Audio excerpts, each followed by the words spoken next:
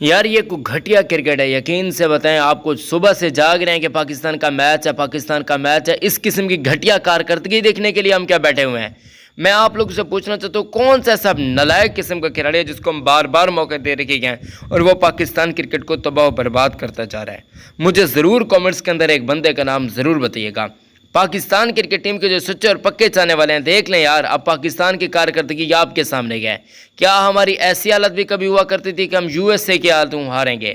ٹھیک ہے، ہم زمبابوے کے ہاتھوں ہارے ہیں۔ اتنی گھٹیا کارکردگی یار ہمارے دیکھنے کو ملی، ہمارے کرکٹ کا اتنا زوال ہو چکا ہے۔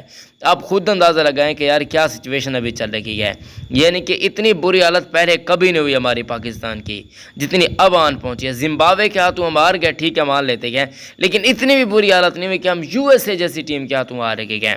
یار وہ کیا دنیش کارتک نے صحیح کہا تھا کہ پاکستان ہارے گا، تو آج خود اندازہ مار لیں، آپ دیکھ لیں کہ پاکستان ہار رہا ہے۔ منہ سے کوئی الفاظ نہیں نکل رہے، یقین کریں صبح سے جاگ رہے ہیں، پاکستان ٹیم کے لیے ویڈیوز بنا رکھی ہے، پاکستان ٹیم کی تعریفیں کر رہے ہیں، لوگ ہمیں گالیاں دیتے ہیں الٹا، لیکن ہم ان کی تعریفیں کرتے ہیں، ہم ان کے لیے بڑے اچھے سے جملے کہلواتے ہیں، ان کی بیوی بچوں کو بچواتے ہیں کہ بھائی گالیاں شلیاں نہ دو، لیکن ساروں نے کام چک کے رکھا ہوتا ہے۔ اب کیا کر سکتے ہیں یار، اللہ پاک بس اس ٹیم کو ہدایت دیے، یا اللہ پاک ہم سب کو ہدایت دیں کہ ہم کرکٹ جیسی لعنت سے آزاد ہو جائیں، آمین ثم آمین یا رب العالمین۔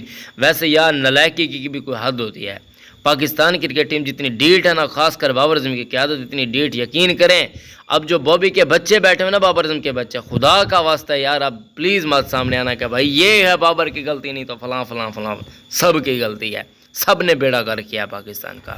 اللہ حافظ۔